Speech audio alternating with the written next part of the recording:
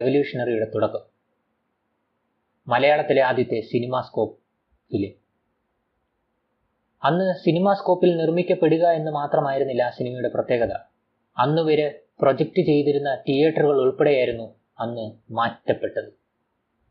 1978 തച്ചോളി അമ്പു റിലീസായത്. ഈ തച്ചോളി അമ്പു എന്ന് പറയുന്ന സിനിമ പ്രൊജക്റ്റ് ചെയ്യാനായി കേരളത്തിലെ അന്നത്തെ തിയേറ്ററുകളിലെ പ്രൊജക്ഷൻ സിസ്റ്റം വരെ മാറ്റുകയുണ്ടായി. അന്ന് അക്കാഡമി റേഷ്യോ ആയ 1:1.35 എന്ന് പറയുന്ന റേഷ്യോയിൽ നിന്ന് അന്ന് സിനിമ പ്രൊജക്റ്റ് ചെയ്തിരുന്ന സിനിമാസ്കോപ്പ് റേഷ്യോയിലേക്ക് മാറ്റാനായി ലെൻസുകൾ ഉൾപ്പെടെ അന്ന് സ്റ്റുഡിയോ സപ്ലൈ ചെയ്തു. ഒരു മാറ്റത്തിന് അവർ തുടക്കം കുറിച്ചു.